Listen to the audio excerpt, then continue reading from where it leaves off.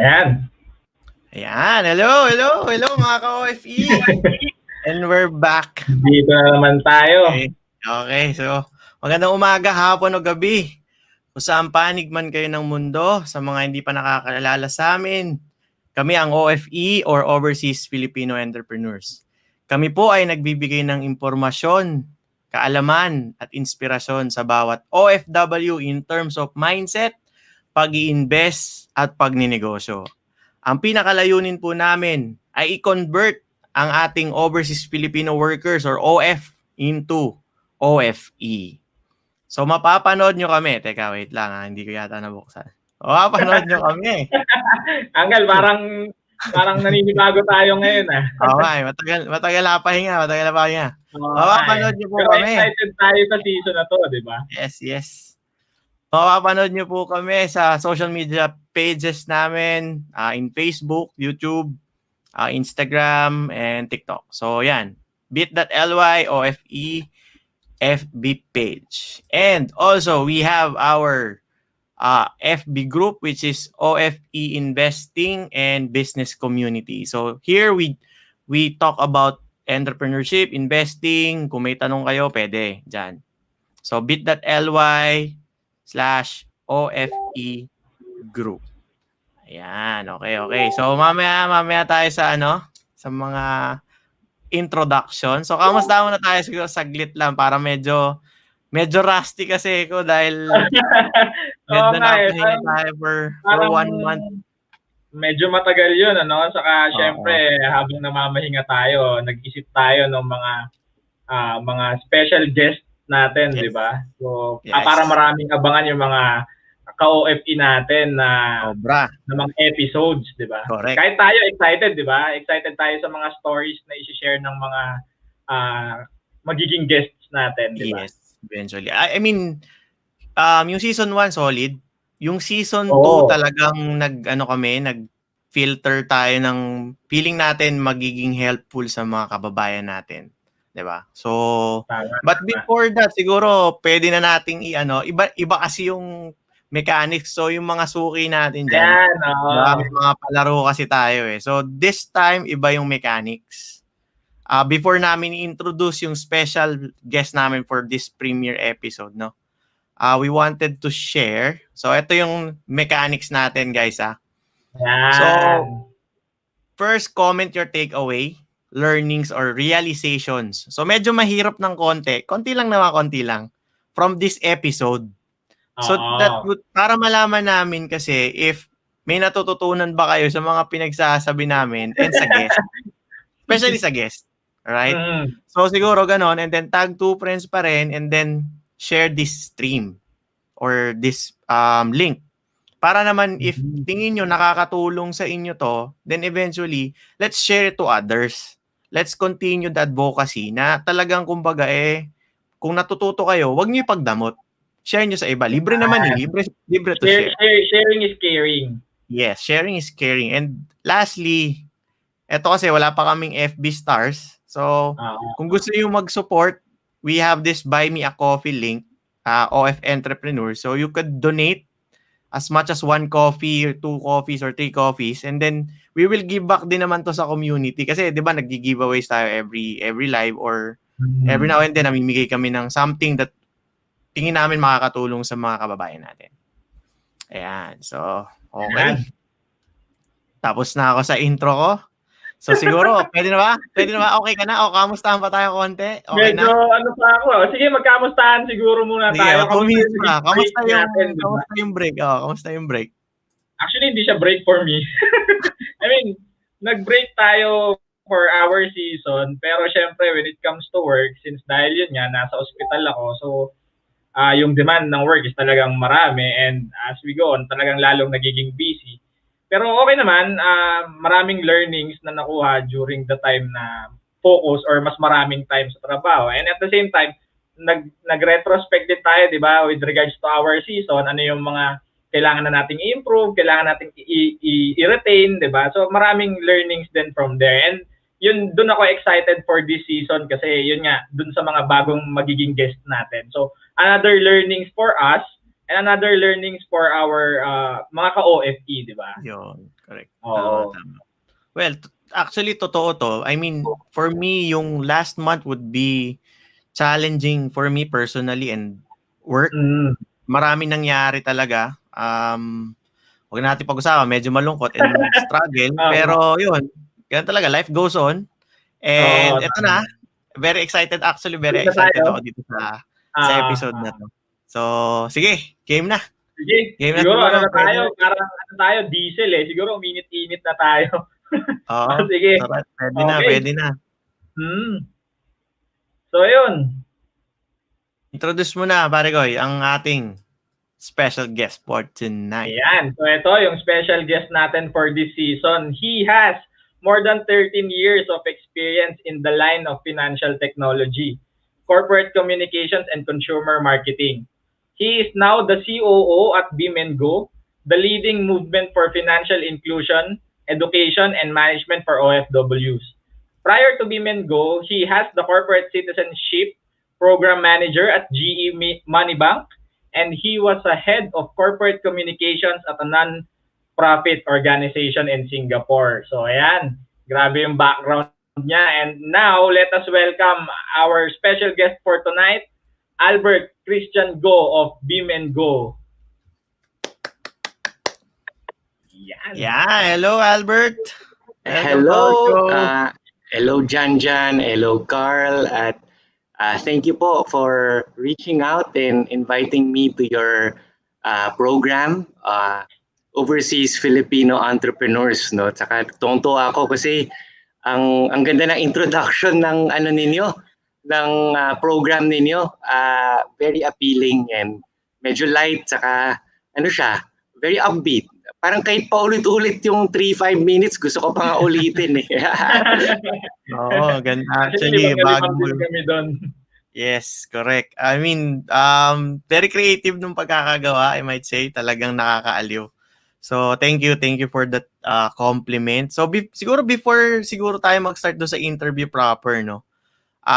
Gusto niyo mo mag-shoutout muna tayo ng mga Ayan, ng sige, mga sige. nandyan sa comments. Ay, mga nagko-comments. Yes. Pansinin mo Hindi natin ko sila. siya nakikita doon ba? Nakikita ba natin dito yung mga nagko-comment? Ayan. Ayan. Hello, magandang gabi Ayan, po. merong Medory. merong mga nag-hi si Maribel Natal. Siya po yung customer and volunteer namin in Hong Kong. I also see, of course, si Jackie, si Midori is also from Davao Yan, City. hello. Actually, ito yung mga beamers namin. I'm very surprised. We have a few of them from Singapore. Maybe they're your friends na. Mildred Polanco, but hi tayo sa kanya. Oh, hello. Ayan. Hello, So, hi watching from Singapore. kay Ayan. Mildred. Mga Singapore pips natin dyan. Oo, And yung eto. yan, thank you pala dyan. Yan. Thank you, Angel. Thank you dahil kay Angeli. Yes, for connecting Nandito us to beam&go. Yeah. Yan ang naging bridge. Okay, sige. Alright. Ito, si Glay from Surigao. Okay. Meron pa? Okay. Sige, Okay, mamaya sige. na siguro ulit. Sige, mamaya ulit. Alright, thank you guys. So, dyan lang kayo. I mean, marami tayong matututunan ngayon kay Albert. Pero before we start dun sa siguro, nung kanyang company. So, siguro, syempre, warm up din tayo. Ano ba? Ano ba yung kwento bilang OFW ni Albert Go? Actually, I guess some of you might resonate with it. I mean, I'm way older than I guess how I look now, but it was in 2009 or 10 pa lang. I was really planning to look for job opportunities overseas. By then, 2009 or 10, I already had like mga 4 to 5 years of experience working in at least a corporate setting in the Philippines. Tapos nagsimula ako dati before I moved to Singapore, nag-work ako sa banking sector, nag-treasury department ako, and then prior to that I was doing corporate communications and investor relations. So medyo umikot na rin ako sa banking in different departments in the Philippines. I mean, without mentioning some of the institutions, pero I mean, both international and local banks. Pero na-realize ko, katulad ng maraming Pinoy, marami tayong pangarap, tapos nakikita natin, bakit ang taas-taas ng taxes sa Pilipinas? Tumataas yung sweldo ko, pero bakit 32% na yung tax, tapos yung take-home pay ko? Ano klaseng, di ba? I mean, tapos nagmamahal na rin kung gumigimik. Medyo bata pa tayo. At that time, single, you still want to enjoy life, di ba? But then, pero medyo internal din yung focus ko. Even though I had so much drive and yung sense of accomplishment that I want to be someone and I want to accomplish something in life, parang hindi tumutugma yung sweldo. Sabi ko, pag dito ako sa bangko, yung mga bangko sa Pilipinas, ang daming position. Diyan, kung magulat kayo, mga local banks, may junior assistant manager, may 1. May junior assistant manager 2. Tapos may 3. Tapos after nung 3, may assistant manager. Tapos may manager 1, manager 2, senior manager. Tapos dito lang ako nakita ng AVP, pero meron pang assistant to the... AVP ka na nga, may assistant pa to the AVP.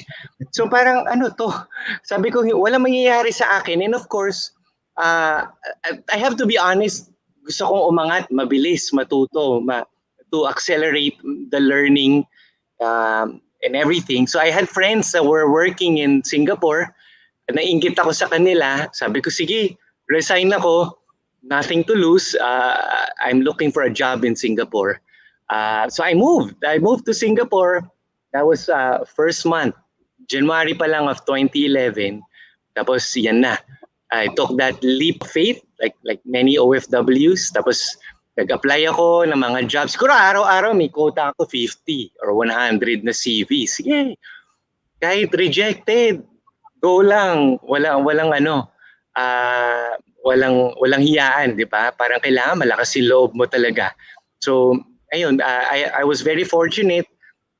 Bago mag-expire yung 30 days, ayun, dagsaan na no, last week yung interviews, I just had to, napaisip ako should I cross to Malaysia? Yes. Correct. Yung nagawain namin dati. Kawiran yan. Kung Malaysia ba ako? Malaysia or Indonesia? Or Indonesia, ano kaya ang gawin ko? Pero hindi, ano na lang, umuwi na lang ako ng Pilipinas muna. Tapos I just took another flight back to Singapore. Anyway, napaprocess na yung papers. But I think that was a first sign siguro nung sa akin yung lakas ng loobin, which I mean we'll later talk about dun sa entrepreneurship component on like what did I learn in Singapore that made me decide to pursue this venture in beam&go. But in Singapore, sharing lang doon sa life, I think in tanong ninyo, I was working in that non-profit organization that it was a big jump, no, in terms of even my lifestyle or the way I had to adjust to the Singaporean culture. Ninyo, parang yung words, gusto ko, tungkol yung mga first few months, napaka-formal ko. Tapos sila tonto, this Filipino boy, but why are you so formal? Parang, sir, ma'am, sir, hindi naman pala sila ganon. Tapos nakita ko na medyo, actually, ano rin sila although serious sila in the way they do things, but may sa ibang bagay, hindi rin sila ganun ka-formal. Yun ang napansin ko. Tapos yun, I was able to build a lot of I guess yung friendships, but and also learn from them. Mababait talaga yung mga Singaporeans. Although mas lang tayo, mas makwento tayo, mas patawa tayo, but they're really nice and genuine people that I would say my closest friends, they're still my friends until today. One of the things that I learned is yung words nila. Sobrang iba. Parang pag-uwi na, sabi nila, berms. Ano yung berms? Yung pala yung mga Uniqlo shorts pala yon, di ba? Mag-adjust pa ako dun sa words nila. Tapos meron sila yung the bus. Sabi ng isang office mate ko, parang na-late siya isang beses sa office. Sabi ko, it's 9:30, what happened to you? Sabi niya, the bus got spoiled. Sabi ko, di ba yung spoiled milk? Saka yung spoiled, yung pala yung ibig sabihin. So I think yun yung pinaka-adjustment sa akin yung words. Medyo iba. American English tayo. Tapos sila medyo British yung English nila. Yan. Ayun, sige lang. Marami kong kukwentuhin pero sige, just ask. Actually, nakaka-relate kami dun sa yung especially yung ma'am and sir. Di ba? Ang hirap tanggalin nun pag yung first few weeks mo dito, talagang mabibit-bit mo yung ma'am and sir natin sa Pilipinas, di ba? Correct. So sa atin kasi ito way of respect na kahit sinong kausap mo, we call them ma'am or sir, di ba? So dito, regardless of age or position, tatawagin mo sila sa pangalan Yes. So talagang malaking adjustment para sa atin yon. Correct. Di ba? Kaya, ayun. Well, kayo ganun din na-experience ninyo? Yung mga first weeks ninyo? Actually, I mean, in terms of language nila, hanggang ngayon, hirap na hirap pa rin ako Like, pag bibili ako sa mga hawker, talagang, ano yung sabi niya? Yes na lang ako, yes. Okay, yes No, diba? Ganun na lang lagi. So anyway, sige, jump tayo konti. So, sige, after, di ba, naging OFW ka, ano yung naging reasoning? Like, or may nangyari ba? Or may inspiration ka? Bakit nagkaroon ng entrepreneurial mindset? Kasi career di ba? Pumunta ka ng Singapore just for your career. Kakabanggit mo lang din.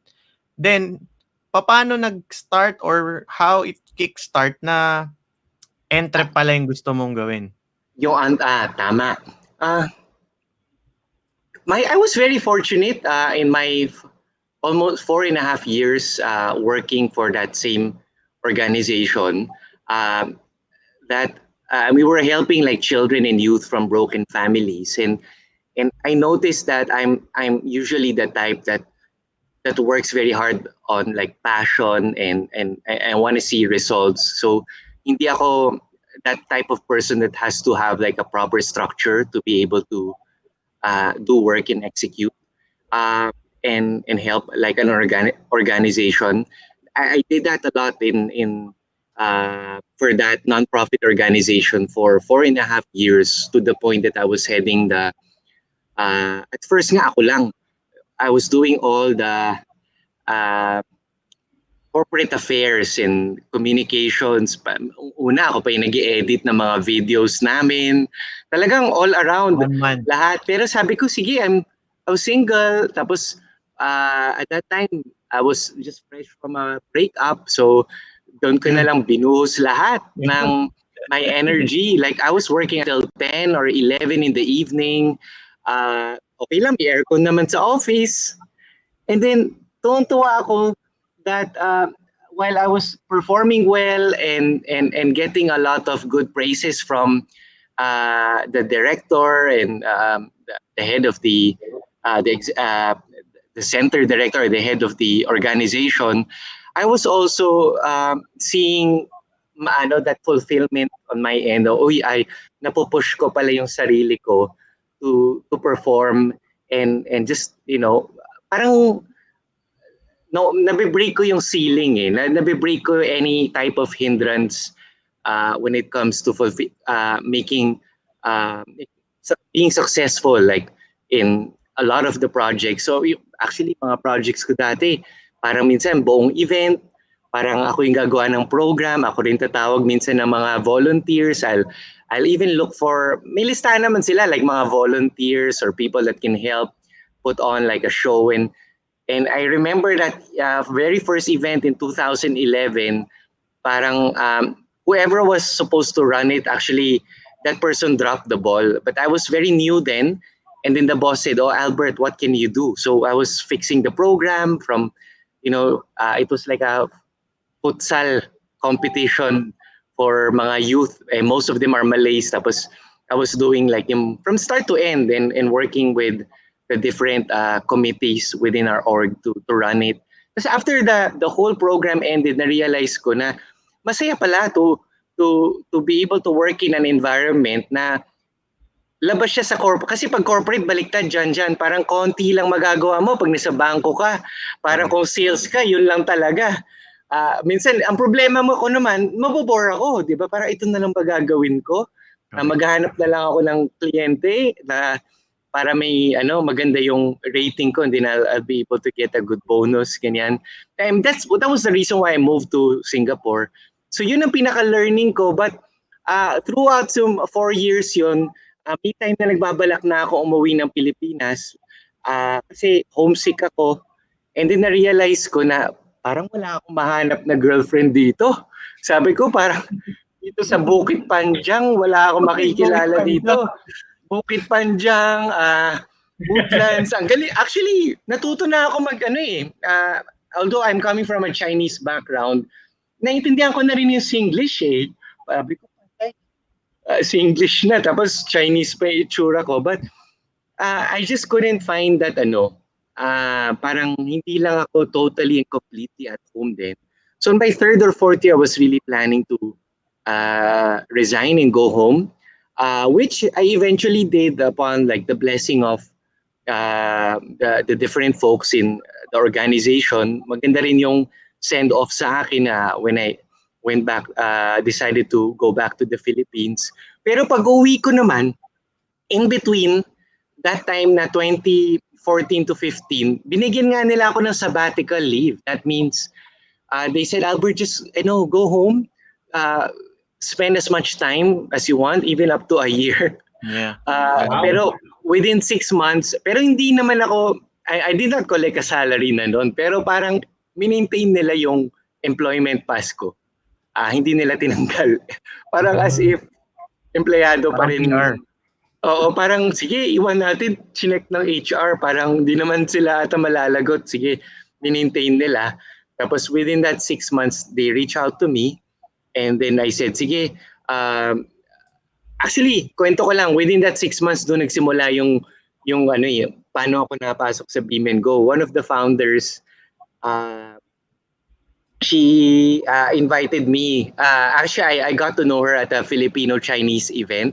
Alam mo, uso yun sa Pilipinas, parang dragon, whatever, Filipino dragon or parang association, ganyan. Tapos parang pinamit nila yung mga single na lalaki at saka babae. So, imbis na makakakilala ako ng iligawan, anong nangyari? Parang nakilala ko, business partner.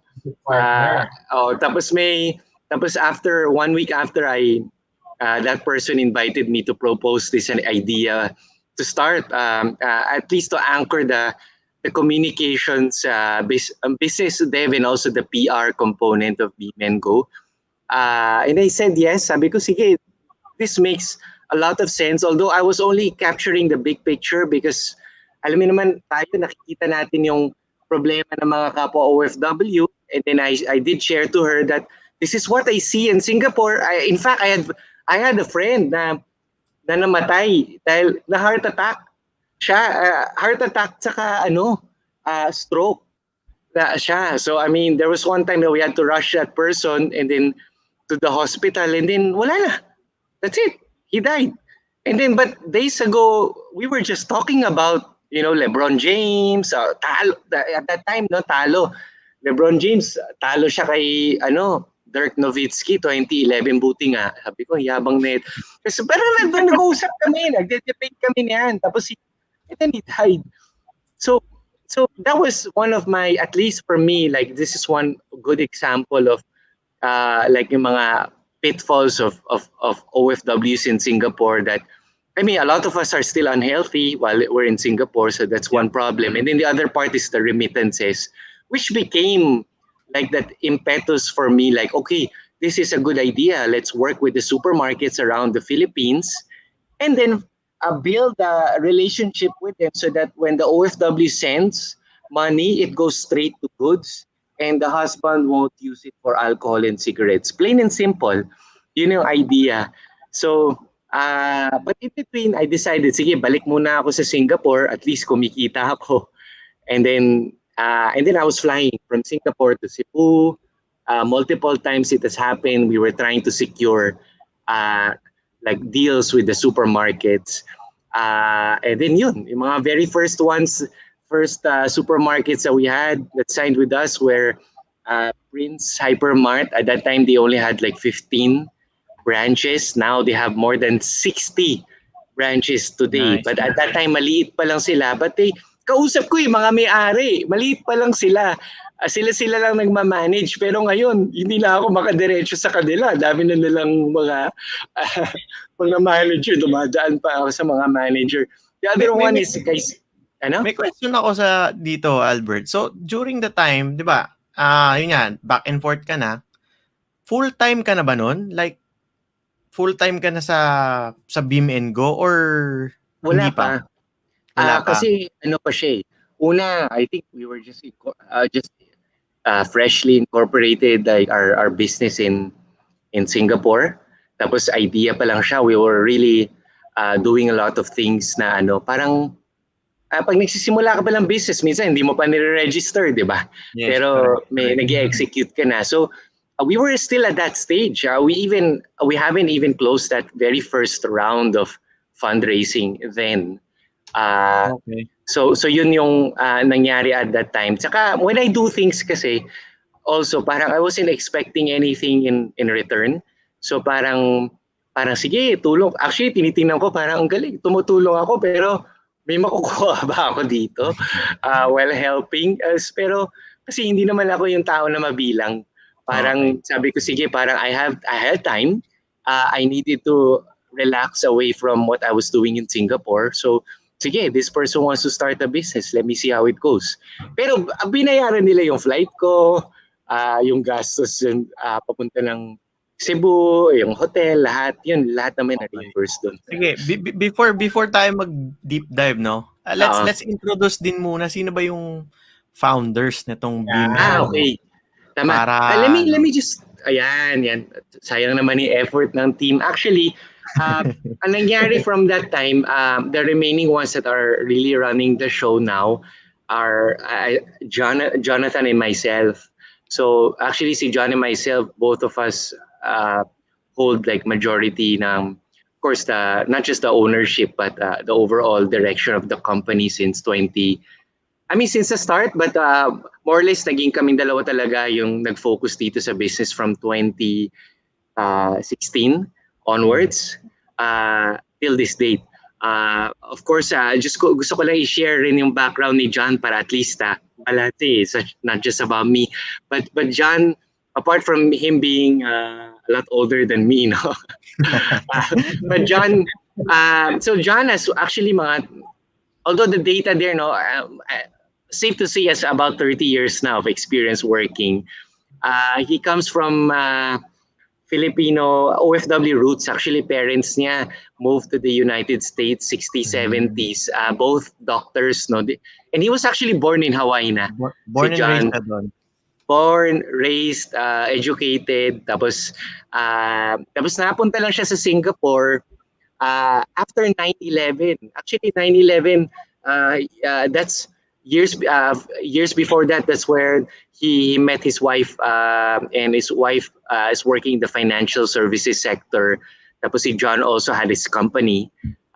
It was expertise actually database management, and later on he started his software development company. And after 9/11, they moved to Singapore. Kaya doon nagkaroon ng connection. Paano nangyari si John napunta sa Singapore? So doon, yun yung connection. And then John's actually started his company called Duration. He has been successful in both exits, no, and failures. And siguro chief among them is yung Cloud, Lucid. These are well-funded companies, and John. Lucid, previously, John played at least a significant role in the tech departments there. At one point, he was like the acting CTO ng Cloud. So developer ang nito ni John. So yung technical background talaga sa kanya. Correct. Tapos si John naman, na-realize ko based on his strengths as well, he's actually very good in terms of people relations. Although hindi lang siya marunong mag-Tagalog. So kahit pa paano yung mga OFs siya minsan tingin nosebleed daw sila pagkausap si John. Pero yun, that's how we build the company over the years. I'd say maganda yun naman yung the relationship between founders, and also sayang di ko nadagdag yung slide, but I had to mention that the people that we have in our team, at least the management team, and I'll include their names. Shout out na rin, nanonood naman sila ngayon. Shout out mo na. Both Jackie nag-hi, tapos ito si Lab Shelly. Jackie comes from an OFW background. Na-meet ko siya sa Singapore din. Nung bago pa kami sa beam&go, may event yung the Global Filipino Investors.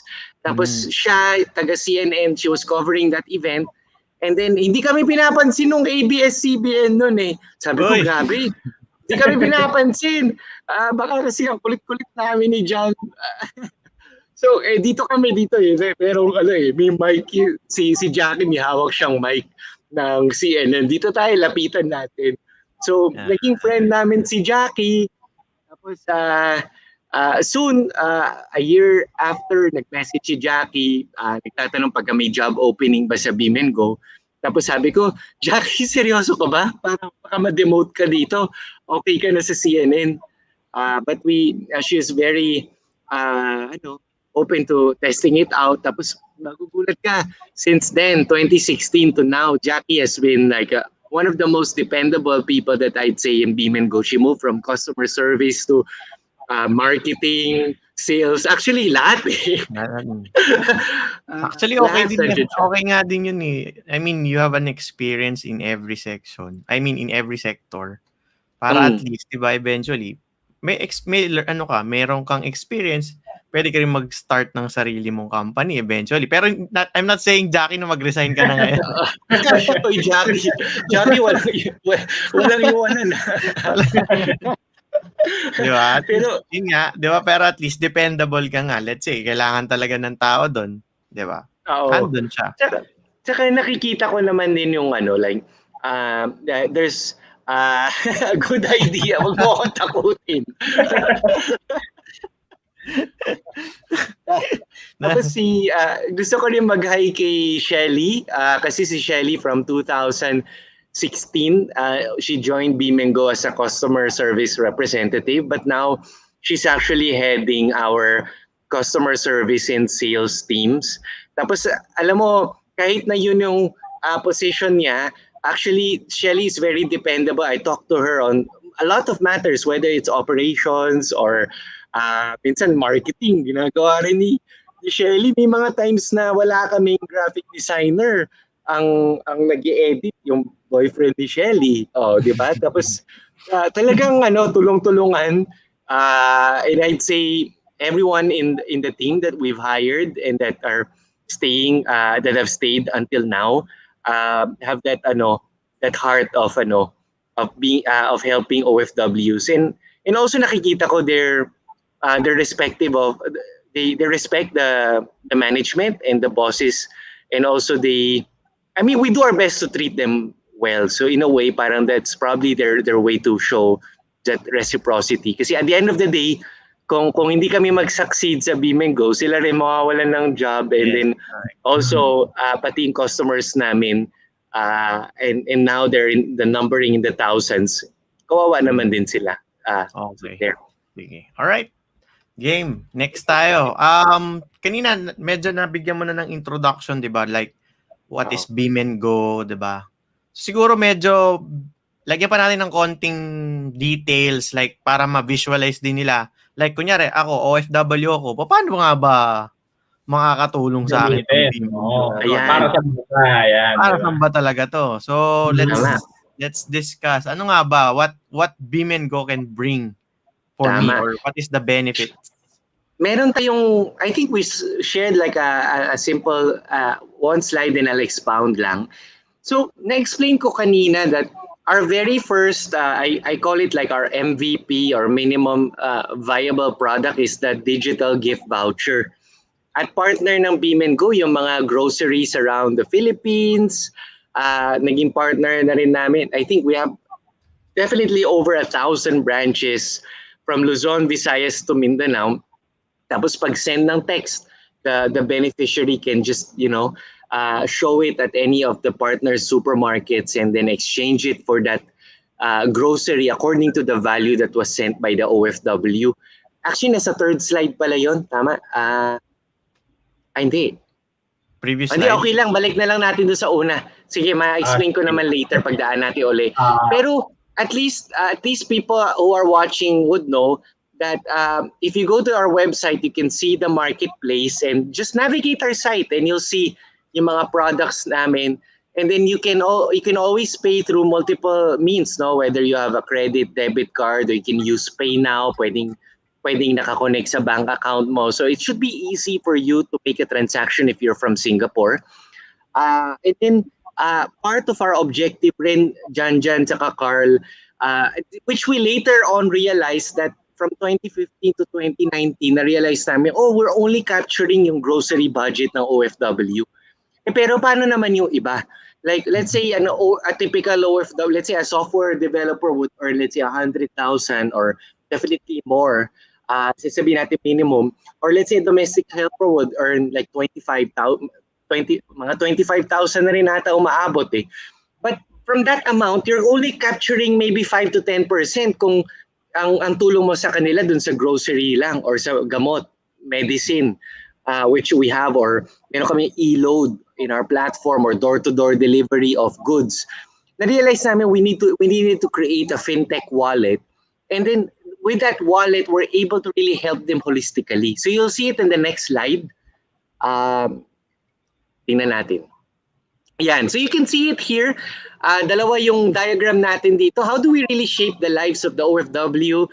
Meron tayong sa taas, nakita niyo yung color black is transactional way of remittance. Dati yung panahon ko, Jan 2011, wala pa naman mga mobile wallet.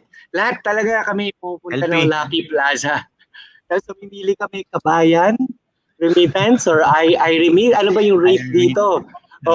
Ano ba yung okay dito? Pero na-realize ko, although kahit malapit-lapit lang yung mga rates, I think may mga OFs that are very selective sila. Parang they develop the loyalty with some of the remittance centers there. Kasi siguro kaibigan nila yung teller or ganyan.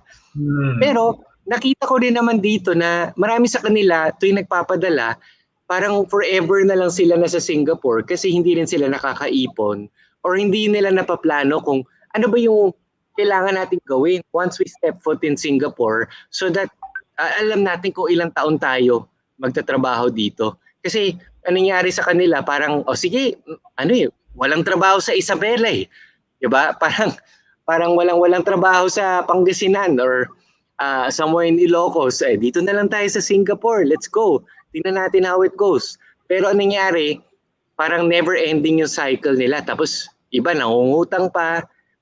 Tapos nababaon sila sa utang. And then wala. It's pointless kasi na-destroy pa yung relationship nila with their kids in their growing up years. So yung second, that's where you can see is our beam&go wallet na kaka-launch lang namin. Actually, nasa pilot stage pa siya ngayon. And everybody, you can just go to wallet.beamandgo.com. You can see our wallet where you can register there. You can also see our store. Just search for it in Google. It's beamandgo.com. And those guys, those of you, I mean, siguro si Jackie or si yung team natin, you can put the URL na lang in the comment section. So if people are asking, they can go there. But our wallet serves, ngayon, basic level yung wallet namin ngayon dyan na pwede sila mag-top up sa kahit anong 7-Eleven or Pay Now network of banks, which are, I think, mga 9 na ata or 10, the major banks there in Singapore where they can top up that wallet. And then ngayon, waive po yung top-up fees. And then waive pa siya so everybody can top up. And when you top up, meron kaming program which maybe later on I'll explain the program. But if they do 3 consecutive months of top-ups, that they meet a minimum value of at least 100 Singapore dollars, they'll get extra $10 worth. So I think that's a good proposition for you to try. Oo. So there. I mean, kasi ako mag-share lang din ako. Kasi monthly nagre-remit ka for your family talaga for their needs or their goods. And sometimes yung instead nga na ibigay mo ng cash, at least sure ball kang goods yung dadating. Kasi minsan, bago maging goods yun, magiging not goods muna yun. Di ba? Kasi tinaksan ka na nung remittance center, pagdating pa nung tatanggap, tataksan pa yun bago talaga ibili ng tunay na goods. Yes. Saka madaya talaga sila. Kasi ito sample lang yung beneficiary Kasi pag binigyan mo ng cash, ang tendency papadala mo yung asawa mo. Pero lahat ng mga grocery, let's face it I mean, whether it's Gaisano or what, hindi mo maiwasan, may Chowking, may Jollibee, may ganyan. Uy, hindi naman sa masama yun. Pero kung yung budget nakalaan sa grocery, dun muna yung prioritize nyo. Sasabihin, ay kulang ay ganito. Napakain Nagutom sa biyahe. May tendency ka talaga nun after mo kasi mag-grocery. Di ba sabi nga nila, kumain ka muna bago ka mag-grocery. Kasi pag nag-grocery ka, naggutom ka, mapaparami daw yung grocery mo. Yun daw yung doon. Yun yung technique. So yan. Tapos pero maganda rin sa amin yung, I think it was very well received is yung mga groceries namin, at least 90% of them have agreed with us that the gift vouchers, bawal pong i-claim yung alak tsaka sigarilyo. Yun. So yun ang pinakauna. So Talagang so far maganda mapipigilan naman. sila. Mga ka-OFE bawal. Oo, Sabi na. bawal. Foods lang, foods. Bawal ang bawal ang sin Yeah. items. Okay. Yun. Sige. Pero Tapos yan, hindi ko actually na maganda yung to. mga Maganda. next Meron Sige. kasi I mean, kaming next in sige. 2 to 3 years lang is Okay. ngayon talagang ang nakikita nilang benefits is that we call it the mga pangunahing pangangailangan, di ba? Yun yung mga products namin ngayon. But in the future, we're thinking of adding more of that savings component, investments, and also education, which hopefully we'll be able to accomplish within 2 years. No? Nice. Yes. Actually, ito yung gusto kong emphasize nasabi mo na. Kasi, I mean, based from my experience here in Singapore, talagang medyo malaki yung difference in terms of financial inclusion. 'Di ba? Medyo ano to ngayon medyo hot topic to ngayon sa Pinas, which is nakikita ko dumadami na yung fintech natin. 'Di ba? Tama. Well, nandyan may squid pay kami dyan sa taas. So, 'yun, 'di ba? May mga fintech tayo na which ay sana dumami pa. Kasi the more na mas marami tayong fintech na trying to solve this financial inclusion problem, mas mapapabilis natin na ma-solve itong problema na to. Kasi ang dami talaga I mean, there's a lot of Filipinos na unbanked. Tama. Diba? Sobrang dami. I mean, even here in Singapore, meron pa rin Hindi ba tayo. requirement na may Yung bangko iba wala. sila? Meron akong ibang mga OFW na kakilala. Wala pa rin. Cash pa rin Cash, binibigay. meron pa naman. Meron pa din. And ang tendency talaga doon, 'di ba? Parang wala kang savings. Yes. That concept of savings is not going to be instilled in you if you don't have that savings instrument or knowledgeable, 'di ba? So, Yes. I mean that is actually, and it's good that you brought it up to our attention. I mean, we'll dig deeper in terms of that sector. I mean, it could be in engineering, or it could be in your case in software development. Yes. There's still, I mean, you might be the best coder or engineer, but even if you're good at that craft, if you don't plan for your future, you'll still end up becoming broke. So, I mean, that is at the heart of what we're trying to accomplish in beam&go. Talagang it's scary. That's why, and that is actually the reason why John and I, actually sa totoo, kinailangan ba namin gawin ito? Hindi naman, di ba? Pero I mean, that we can always, and John always says that we can always take that safe route and look for a job, right? That Yes. a high-paying, decent job where we can, survive and not worry about these things.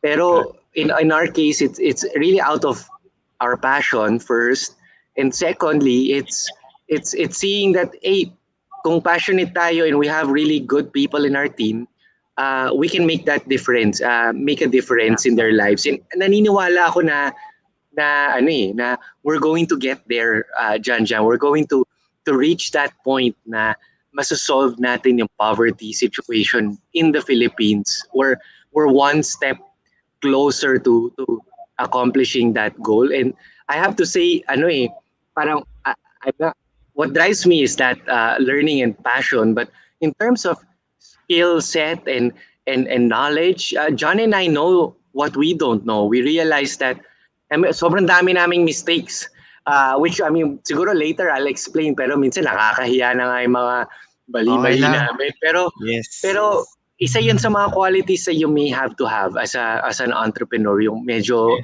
you don't care kahit ilang beses ka pang mapahiya. Yes, exactly. Pero mas maraming beses babangon. Correct.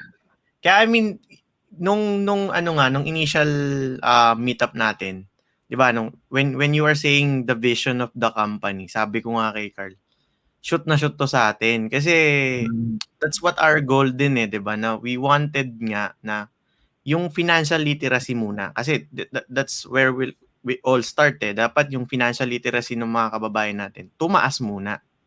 Tama. 'Di ba?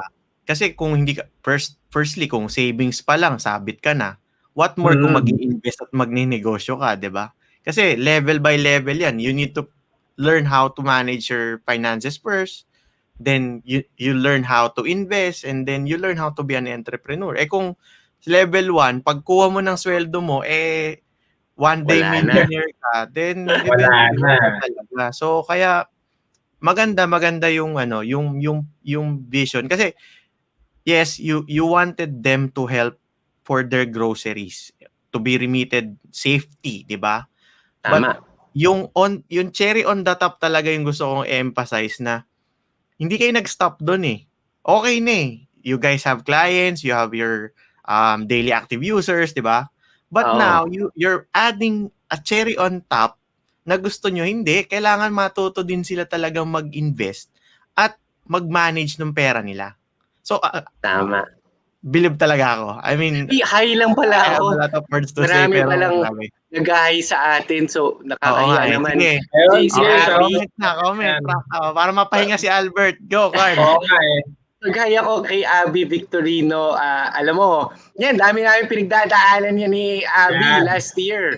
Kasi si Abby, meron siyang parang, she's also, she's lahat ginagawa niya as an entrepreneur. At nakikita ko yung challenges niya day to day. Hirap na hirap rin siya. Pero you could see that just like her, parang I'm sure ang dami niyang failures and challenges, pero what keeps her up is parang that will na kaya natin to. But in her case naman, her startup does parang delivery of groceries, and we did engage her services for logistics. Noche Buena. Last year meron kami Noche Buena package, and actually libo-libo yung order na napunta kay Abby. Tapos nahirapan siya sa pag-pack sa pag-deliver. pero of course we understand her, and thanks for watching. Yeah, yan. Meron pa. Yan. Carl, meron pa yata tayo So, dyan eh. isa sa kasama natin to sa OFE family natin yan, si Shida. So sabi niya, ang galing ng idea. Meron pa. Meron pa to, galing din sa OFE family to, si Guada. So your business concept is so unique, we'll definitely use beam&go. So ayan, meron na tayong additional users. Additional users ng beam&go, di ba? Yeah, from Singapore yan, si Guada. So yan, meron ka na another customer. Ayan. Thank you. Tapos just reach out to us in our Facebook page. Tapos I'm sure one of the people in beam&go will contact you para mapadali lang yung any of your questions, and just try our products. Tapos give us good feedback. We're always happy to receive feedback from people like you. Para at least nag-improve kami every day. Yes. Yan. Sabi ni Mark Spencer, go Sir Albert. Meron pa, Carl, yung Noche Buena daw. Ayan, sabi ni Abby. Malapit na naman magpasko. So yes, Noche Buena for OFW families here. So, di ba? Yan. Yan, pwede siguro din tayo niyan, pare. Baka pwede tayong sa kanila kung may campaign sila for Christmas. We could collaborate din. Okay. Sige, thank you guys sa mga comments nyo dyan. So, we will proceed. Meron silang questions regarding beam&go and Albert story. Pwede nyong i-post sa baba. If you have questions, para at least let's say meron pa kayong medyo hindi nyo naiintindihan pa at gusto nyong i-explore yung product nila, then let us know. Okay? Sige, doon naman tayo saan na ba to available? Like, let's say, kasi kanina we're talking just Singapore, di ba? And remitting to the Philippines. So, currently ba, ano na yung scope ni beam&go? Ilang countries na ba tayo? Yan. Ang galing ng yung pagtanong mo buti na lang we're prepared. Actually, you can see it on your screens now. We can we have customers in over 84 countries. At ang COVID-19, medyo tumigil kami sa mga on the ground marketing initiatives. But in these countries, I think overall we have definitely more than 10,000 active users. Pero yung registrations namin, I think 280,000 around the world. Pero ngayon talaga pinaprioritize namin is the Singapore market. And it's also because of this fintech beam&go wallet that we have rolled out. And it's also because Jan, tsaka Carl, gusto talaga namin to make that difference in their lives. And for them to reach their goals, it's not just about budgeting, but in second step, saving, budgeting muna, susunod saving, and then next is investing. And then after investing, they also need to consider what are they gonna do when they return home. So pwede sila mag-start ng business or pwede rin silang levels. Yeah. Correct. Okay. So, okay, pero doon naman sa, let's say, okay, may countries na kayong source, di ba? Saan naman sila pwedeng magpa-deliver in the Philippines? So you can see on your screens, we do have over 8,000 redemption points around, scattered around the Philippines. And that is consisting of supermarkets, pharmacies, department stores. I think most of the big brands, and also like yung pinakasikat sa mga certain regions. So if you're in, let's say, Dumaguete, it's Lee Plaza. If you're in Davao, it's NCCC and Gmall. If you're in Zamboanga, it's KCC, Bicol, LCC. And we were able to do that because we really flew to those areas and spoke to the bosses so that we can, to tell them that we want them to be part of this movement to change and transform the OFW's lives. Okay. Tapos nagdagdag na rin kami ng door-to-door delivery of goods. And nag-start talaga yan ng nag-pick up talaga siya. Dati yearly lang namin ginagawa pag Noche Buena season, which we get thousands of orders. But lately, ang nangyari, because of COVID-19, we needed to create the products na staple na. Pang everyday na ng OFW. So we have several packages that we created. But ang isa sa pinakasikat is also yung rice. So nagde-deliver kami ng bigas, 25, 50 kilos. And it's actually available nationwide. So yun, mabenta rin yung bigas namin. Ang maganda kasi bigas, all families need rice eh. And also you're safe. Kasi because of COVID-19, pwede ka nang manatili sa bahay. Hindi mo na kailangan utusan asawa mo or diba, hindi na nila kailangan bumiyahe pa. They'll just stay at home and then rice will be delivered. Yun ang mga, we also have like big brands that are in our platform. That includes a Jollibee group, kasama na yung Red Ribbon. So kasama yan, maraming umu-order niyan every day, pati nga yung Greenwich. It's also in our platform. We have like restaurants. Although lately dahil sa pandemic, mas mabenta talaga yung basic needs. Pero meron rin kami mga restaurants that you'll see there, mga yellow cab, mga, siguro pang party, they will still order. Then eventually mag-a-add pa talaga kayo, no? I mean, pwede pa, magdadagdag pa tayo ng mga products dyan. Yes. Correct. Pero question ko, how easy to? How easy? Like, kunyari ako OFW, paano ako magpapadala sa loved ones ko or sa family ko? Okay. Sige. So, you can see in that slide, meron kaming very simple process. First, I mean, you need to create an account in beam&go.com. Tapos from there, you'll see the categories that are available. Let's say you choose a supermarket there. It will ask you where you reside in the Philippines. Tatanungin niya kung Luzon, Visayas, or Mindanao ka. And then once you click there, lalabas lahat ng available in your where your family resides in.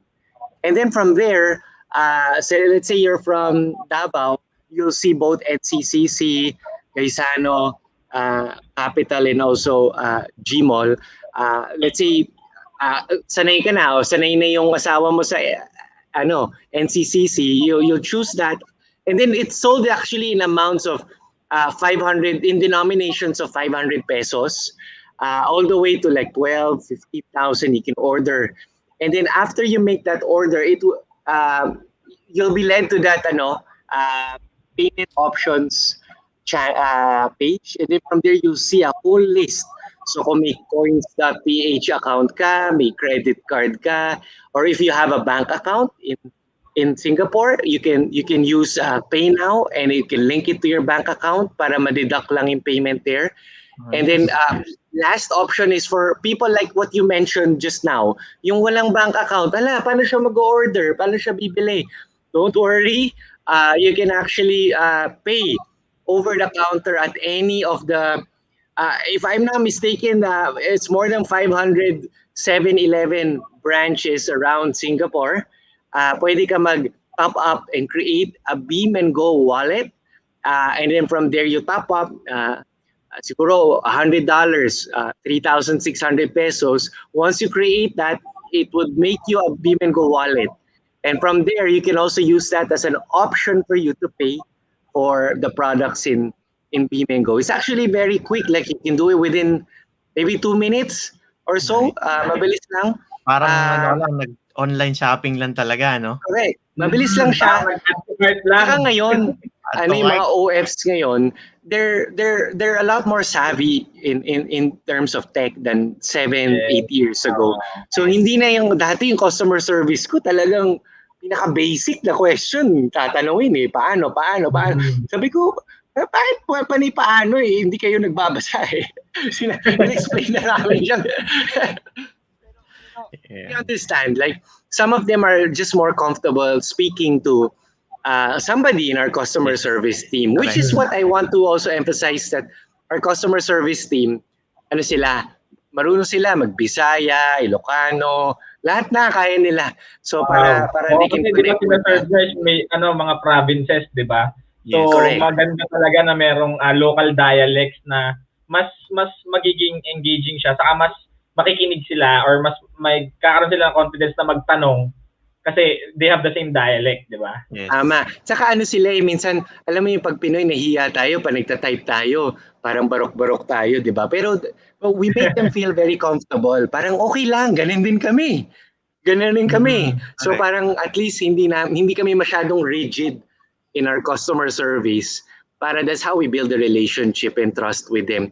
So ayun nga pala, after they let's say order like an NCCC gift voucher, wala pang 1 minute matanggap na ng beneficiary yung code. Then papakita na lang nila yung digital voucher. Yes. Tapos pupunta sila sa grocery. Actually may mga signage kami sa grocery, lalo na yung iba. Like yung mga guys may mga poster pa sila, redeem here. Alam nila. So pati yung staff nila know how to lead the customer para hindi malito yung si Lola. Kasi mamaya, alam mo yung pagpunta nila, anong beam-and-go? Wala naman kaming kilalang beam-and-go dito sa Gaisa.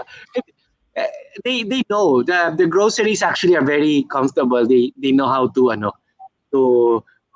orient the customers to the customer service desk. Kasi doon yung namin point of sale, POS, doon sinascan, and doon may representative talaga.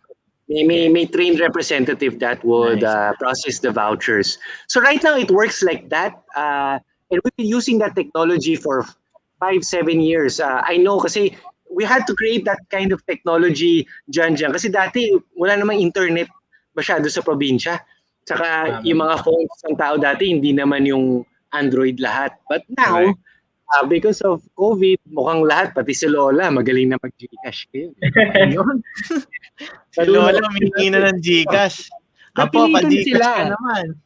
Napilitan kasi yung mga Pinoy ngayon. Correct. Napagpunta nila ng mga mall, let's say sa SM, kailangan QR code. Anak, ikaw nga gumawa sa akin. Paano nga itong QR code?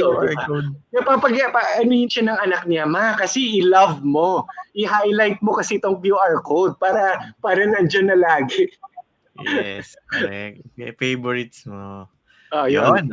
Guys, ang dali na ha. Para at least mabawasan yung kickback. I mean, mahal naman natin yung mga family natin. I mean, sa Pinas. Don't get me wrong, okay? Pero syempre, we need to be financially prudent din na yung kinikita naman natin dito sa abroad, hindi naman natin basta-basta kinukuha lang, 'di ba? Kasi minsan, ang mindset kasi, personal ko ulit. Ang mindset kasi minsan ng mga taga Pilipinas pag nagtatrabaho ka sa abroad, mayaman ka. Which is hindi naman palaging, it's not always the case. Kaya yung iba, karamihan, yun nga, yung sinasabi mo, hindi na nga nakaka-uwi. Kasi they opt in na pamigay na lang nila yung pera nila sa Philippines kaysa umuwi sila. Kasi pag umuwi sila, mas malaki yung gagastusin nila. Ay, totoo yan. Pag December. Yes. Libre, diba? Pa-blowout naman. Diba? Ganun lagi. Yes. At sila naman, normally, nahihiya sila. So yung within the people in the neighborhood, talagang magpapakain talaga sila.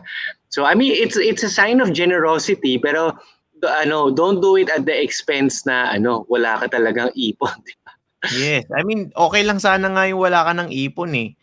Meron pa, sadly, iuutang pa nila yung panggagastos nila pa sa Philippines, di ba? So parang counterproductive yun. Umuwi ka para magkautang ka, di ba? So, baguhin na natin yung ganong sistema na pagka OFW mayaman, hindi ganon. Change na natin yung mindset na yun. Kaya nga nag-OFW kasi wala kang pera sa Pilipinas eh. Kaya agree ako. Diba? Agree ako. Kung napakaganda ng trabaho dito, saka ba't ka paalis? Ba't pa tayo magiging... Hindi naman naalis yan. Kahit naman sabi mo, software developer ka, iba pa rin yung job market in Singapore eh. One of the main drivers is also the high income differential. So, pag kinumpit mo, mas malaki nga yung may send ko to for my family. Yes, so yun nga, it's something that we have to face as Filipinos. I mean, whether OFW or dito sa Pilipinas, wag natin i-distinguish na OFW yan, dami ang pera or yabang mo yan. Hindi naman ganoon, no? Tama. Okay, yan. Ayun, ano na naman tuloy si Tito eh. Sige, baka maner mo na naman ako, Carl eh. Sige na. Meron kang babasahin na comment, di ba? Siyempre, basa muna tayo ng comment ulit. So, ito, RM Medel, go beam and go. Ito, gusto kong basahin to. Exciting tong comment niya. Ayan. So, sabi ni Carlin Mendoza, their business concept is really unique. We'll contact them soon. Our brand should be part of this. Ayan. Wow! Magiging member ang Beam and Go, di ba? Ayun na, meron ka ng magiging users. Ngayon, eto. Tama. Magiging additional partners nyo, di ba? Na-excite talaga ako. Nako, Jackie, i-add na natin to sa Facebook. Contact nyo para ma-set na natin yung meeting. Baka mawala pa. Okay. Sige, ayan. So, bago tayo mag-break kasi nasa 1 hour na tayo para makapagpahinga naman si Albert. Pero before that, maglalagay tayong question kasi ito parang burning question to na parang dito ba sa Beam and Go, pwede ko siya maging sideline or pwede ba akong kumita? Alright, yan. Yan yung, but before that, bago mo sagutin yan, we will have a short break. Yan. Mabuti. Direk, sorry, late ako. Ano ba kailangan gawin? Mag-shoot tayo ng commercial ng best isaw dito sa Singapore. Uy, saka, gutom na ako. Okay lang naman yan, konti lang naman yung script mo, pag-aralan mo ha. Sige. A few moments later. Elmesa, isaw, take 1. Kung kayo ay galing opisina at medyo pagod, pwede kayo pumunta sa Elmesa sa Clarkie. Umupo kayo at umorder ng isaw. Thank you. Isaw-saw sa suka. Amuyin. At kainin.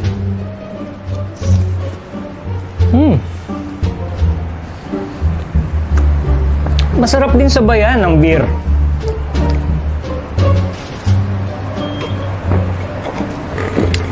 At kayo na rin ang makakapagsabing, wow! Ang sarap ng dating! Excellent! Take 1 pa lang yan, take 2 tayo. Kung kayo ay galing opisina at medyo pagod, pwede kayo pumunta sa El Mesa sa Clarke. Umupo kayo at umorder ng El Mesa isaw. Thank you. Isaw-saw sa suka. Amuin. At kainin. Bakit? Ano ba? Bakit? Gutom ka ba? Bakit? Anong ginagawa mo? Dapat tayo mag-direct. Ulit tayo, ulit. One eternity later. Kung kayo ay galing ng opisina, pumunta ng isaw at umorder ng Clarke at kumain.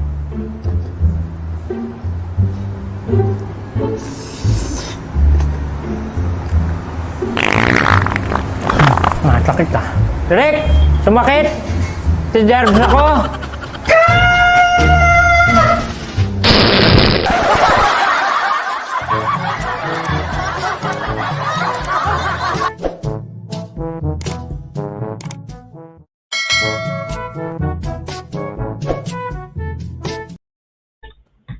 Yan, we're back.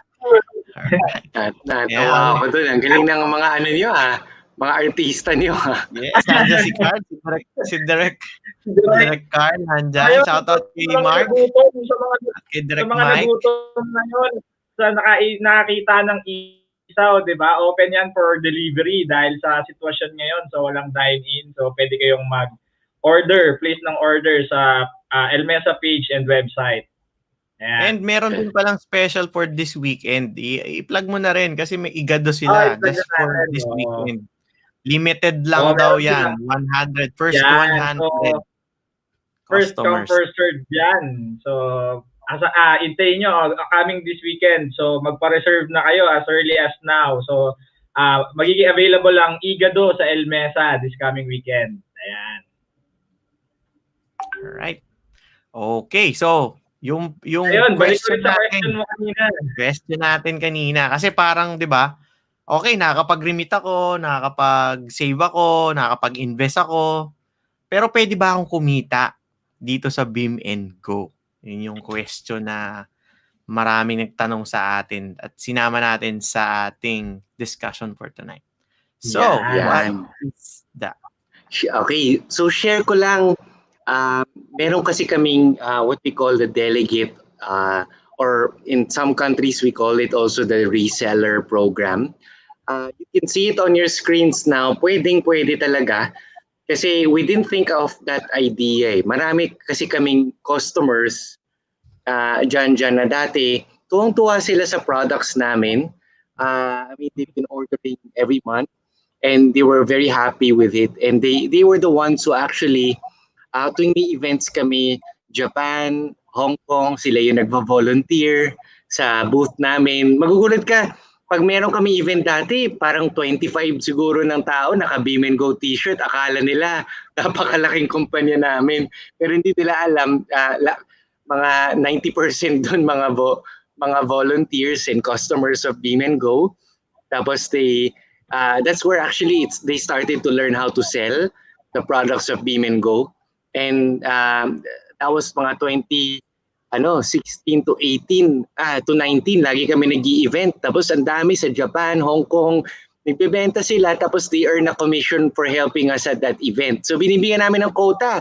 Minsan, sige, 8 or 9 RC event, kung umabot tayo ng 300,000, tapos kung umabot kayo ng 20 customers each, meron kayong extra na ganito or what.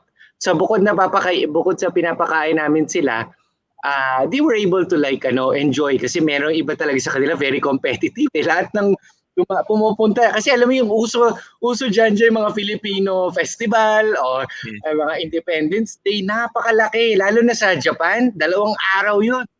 Sobrang daming Pinoy. So nagko-compete pa sila. Unahan sila sa customer na bibili ng Jollibee or grocery voucher ng beam&go. But then we realized through that event, ang galing pala ng POS na create namin. Although it's browser-based, we created an account for them, tapos binigyan namin ng credits. Tapos sa huli na lang kami nagbibilangan how much we received. at that event. Pero it became an impetus for us to, why not? This is what we offer to the OFWs there, that we don't need to participate in events kasi they can do it every day. They talk to people, like yung iba, they own restaurants, tapos meron silang mom and pop store dyan sa Japan. Tapos yun, dinadagdag nila, gagawa nila ng poster ng Beam and Go, tapos they would resell it. So how it works is very simple. Like many of them would pre-fund an account of Beam and Go. So they will put based on their budget, minsan as small as like 10,000 pesos lang. Tapos lalagyan namin ng account. Tapos they would resell to their friends. Papatungan lang nila ng transaction fee. Which is, I mean, normal naman sa inyo na you put a transaction fee, like kung ang charge sa Lucky Plaza is $3-4, sa kanila kalahati lang.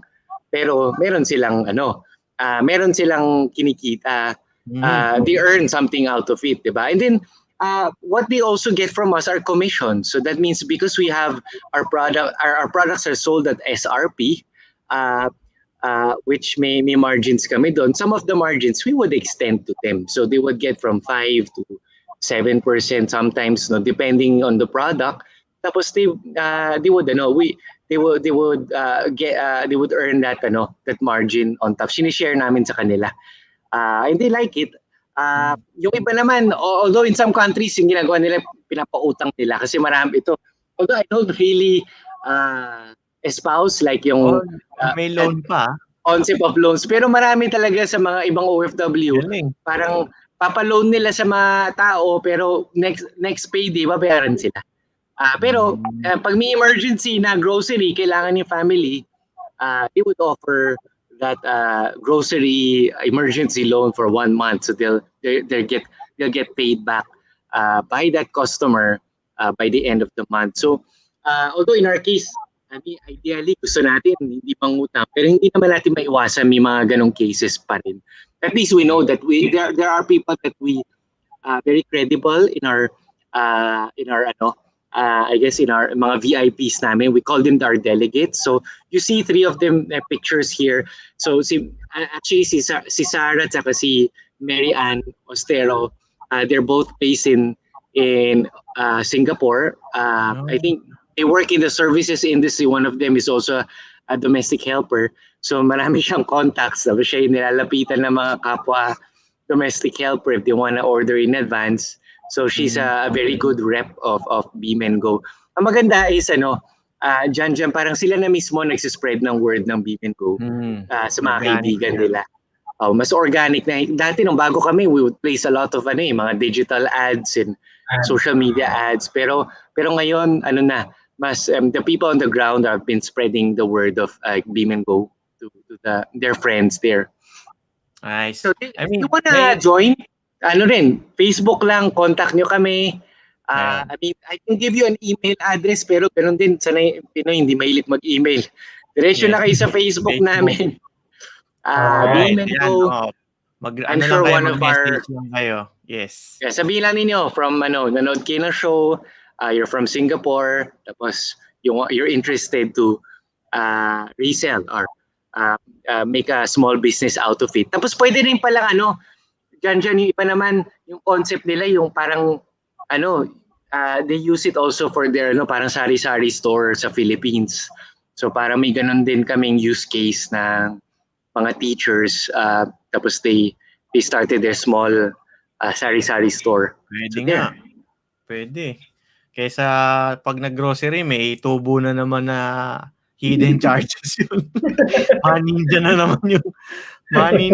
naman yung padala mo. Di ba?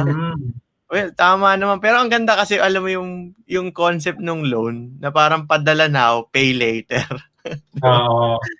Ang galing. I mean, kanya-kanyang diskarte lang, di ba? Pero, ang good thing kasi dito is, yung side hustle kasi, yung side hustle expertise mo, mahasa talaga eh. Let's say, $2, $3 ka lang per transaction. Pero eventually, let's say, makasampu ka sa isang linggo or 2 weeks. Oh, di ba, magkano na yun? $20, $30. Medyo malaki na yun. Malaki na yung tulong sa, sa daily or sa monthly expenses mo dito. So there's a lot of ways. So ang ganda nito na maraming ways to do it. Pero free naman siya, no? Like let's say I wanted to register. Wala naman akong bayad to be a delegate. Wala naman. Walang bayad. But you have to go through that yung KYC and Yes. training Standard. program. But we're very flexible naman kami in that case when we deal with the OFWs there. But they just have to do some may konting due diligence lang on our end, di ba? Para at least to make sure okay lang tong person na to. Yes. Of course, because dadalhin nila yung brand nyo, di ba? Correct, Indirect, yeah. pero may effect. So punta naman tayo sa so let's say, di ba, ang dami nyo na experience, how many years na kayo? Ano yung most memorable, maybe one of the memorable OFW story na experience nyo with beam&go? Ayun, I'd like to share on that on our screen now si Ma'am Marites. She's actually one of our long-time customers na ng actually customer siya ng beam&go. But if you see yung yung the passion that she was telling us after getting to know beam&go, sabi nga niya sa kanya, I mean, she's really happy with our advocacy, number one, and what we're trying to do to help OFWs. Pero this one line of her actually very striking to our team. At sabi nga niya, natatakot ako pag na yung time na umuwi ako sa Pilipinas, makakasama ko ang pamilya ko, pero iba na yung tingin nila sa akin. Dahil for 10 years sa buhay nila ay wala ako. Sana hindi pa huli para maging parte ako ng paglaki ng mga anak ko. You know, if you listen to that story, that actually holds true to a lot of OFWs that, they, in the growing years of their child, they weren't there. Or even their husband, they weren't there. Iba pa rin yung physical presence with your family, but you left, di ba? So it's no one's fault. It's just that if you look at it, I'd say it's the price that you have to pay.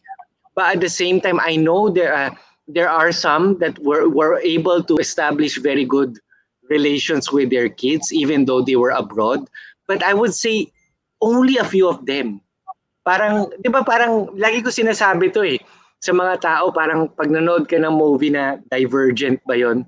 Parang may ibang tao na they fall into 4 different categories of personalities. Merong farmer, merong malalakas yung very logical mag-isip, merong ganyan. Pero may mga tao, onting-onti lang yung talagang magiging successful na walang problema. Especially in this case for OFWs. I think most OFWs would have some form of dysfunctionality with their family.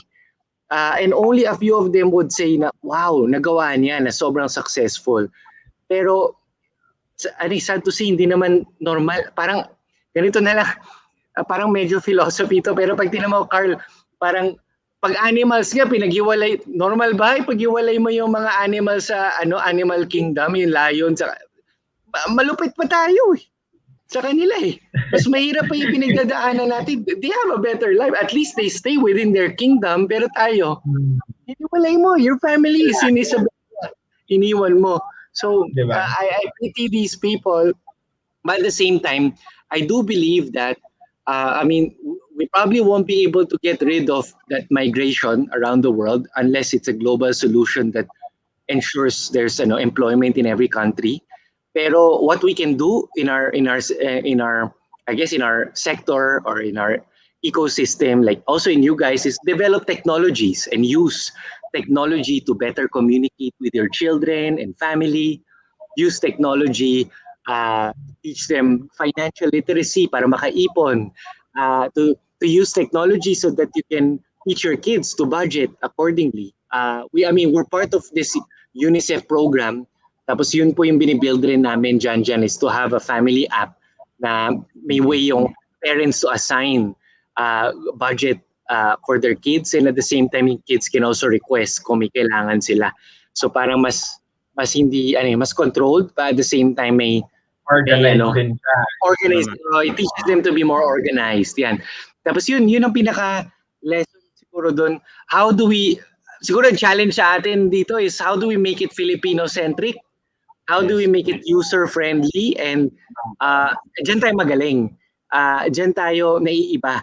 Although siguro sa tech meron siguro ibang bansa advanced sila, pero in terms of relationship building, I think pwede tayong lumaban doon sa ganong area. So that's where Beam and Go resides in, and we want to stand out in that arena of relationship building with or showing empathy to people like Marites Rosal. Yan. Marites Rosal. Ayun, speaking of building, 'di ba? Parang building and helping.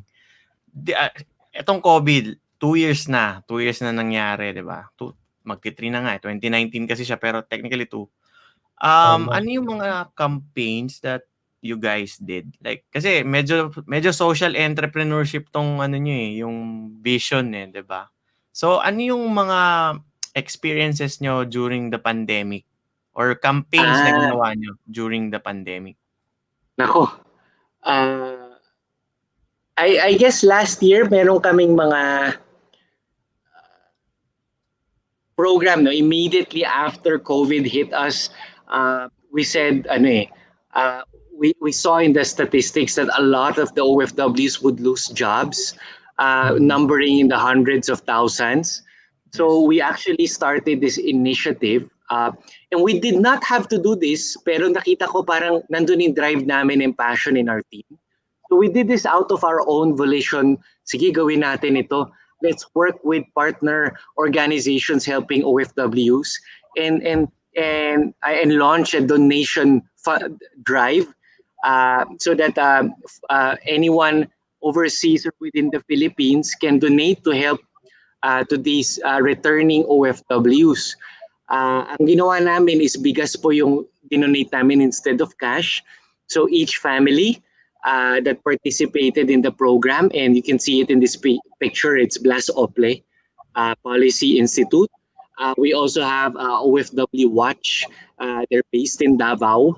I think the other one is United Filipino Seafarers. All in all, 4.8 metric tons of rice donated to 900 displaced OFW. Sayang nga, parang ngayon kasi pag humingi pa tayo ng donation, baka sabihin ng iba, uy grabe ilang taon na yung COVID, kailangan na yung maghanap ng trabaho.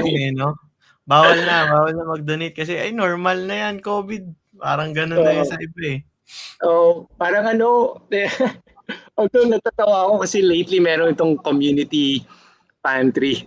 Tapos lalo ka may inis parang, uy grabe naman to. Parang masabi nagugutom, pero yung mga kumukuha ng mga sita-ate, yung kumukuha ng tray ng eggs, malalaki yung mga katawan nila. Nagugutom ba kayo? Ayun. Meron pa isa may another one pa na yung COVID. Ito nakakatawa.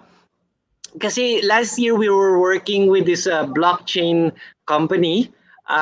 They're called Sayo. They're based in, nakilala namin ni John. Actually sa LinkedIn lang, message na ako. Tapos si John minimit namin nung nasa San Francisco kami in 2019. And then this company Sayo, they're a blockchain company. At that time they were still in parang they were built. Actually na-check ko nga na yung mga funding na they've been receiving are coming from very big influential people like Jack Dorsey and Andreessen group. Pero nakakatawa na several months after 2019 is COVID-19, yung COVID-19 pandemic, the Sayo team approached us whether we can do a project together to use blockchain technology to be able to deliver relief to the MSMEs that are struggling. And we chose both Metro Manila and Cebu. And there were also some of these micro finance organizations coming from mga Aboitiz group that were that were also helping in selecting these Filipinas. So all of them are women, 3,500. Tapos binigyan po sila ng 5,000 pesos or about $100 worth of grocery needs for their sari-sari stores, and also 1,000 worth for medicine. So 4,000 sa grocery, 1,000 sa medicine. Tapos yun, we work with the grocery partners na mura at fit sa budget nila for their sari-sari stores. We trained them, we created a website. Si Shelly, very instrumental yan. End-to-end from our team, we created that website na Bisaya pa yung language eh. Sayang, ngayon lang, kaka-switch off lang namin ng website, no? Papakita namin sana sa inyo. Pero pagpunta mo sa website, may Tagalog, tapos may Bisaya, tapos they can choose the groceries near them. Tapos natuto sila to use that app. Yun ang maganda, parang naging tutorial na on how they can be more comfortable in using new technologies. And at the end, tuwang-tuwa po yung JP Morgan Group in the US. Tuwang-tuwa rin yung Celo, and the whole team. Actually, it's a very big ecosystem of partners that were working with us to deliver on this project. So we're very, very happy with the progress of this. So there. Nice. Okay. So ang galing pala no, pati blockchain na natap nyo, which is very interesting. Yan na yung mga susunod na technology that we need to wait and see kung ano yung magiging real use cases talaga nila at kung ano yung mga binabasa. Yun ang binabasa natin lagi kasi yan na. tuwang-tuwa ako dyan sa blockchain. Kayo, I'm sure nanood ako ng episode ninyo, you were talking about crypto and blockchain, di ba? Yes, correct. So we wanted our kababayans din kasi or mga Filipinos na eto, bibigay namin sa inyo yung iba't ibang options. Bahala na kayo kung saan nyo gusto. So at least ito yung mga gumawa na, bahala na kayo kung sino gusto nyong gayahin or sino yung makakapag-inspire sa inyo to become side hustler, then talagang full-time entrepreneur, di ba? So it's up to them, right? Dagdag ko lang, I might have forgotten to mention one of the non-profit organizations that were spearheading this is also Grameen Foundation. So yun yung pangalan ng foundation. So I have to just also mention them because they played a huge part in this project. Okay. All right. Ito yung kanina natin pinag-usapan. Siyempre, nakikita natin successes eh, 'di ba? I mean, ngayon ilang years na kayo, bumibenta na kayo, you have a lot of partners. Pero ano ba yung talagang challenge na masasabi mong na-experience mo or nyo during this beam-and-go scenario? Okay. Financial, yes, has been a big challenge. Of course, at each stage, you want to build and grow the team. I'd say even though we were winning, let's say, awards or we were receiving grants and I guess getting very good publicity outside, at the end of the day, you have to stay true to yourself, right? If you see the accounts and if you see is money really flowing in, or is our business really sustainable? Are we lacking in certain areas in our company? We were always mindful of that, even though we wanted to share the wealth. I mean, with everybody in the team. Last year, because of COVID-19, we really had to cut back. First is, we had an office that we really loved in the Philippines. Like, I mean, yung parang bahay yung ni-rent namin, it's been like 2+ years nandun kami. Tapos that office naging na rin. Doon na rin nakatira yung employees sa second floor na nire-rent nila. Tapos yun na rin naging studio namin. So may studio rin kami doon sa Bimarkada na program. At parang at home lang kami doon.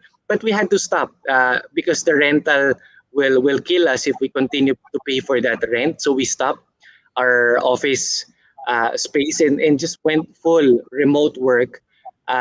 And although a lot of the people are already used to working remotely, It's just that that's something that was really tough for us, but we just made that decision.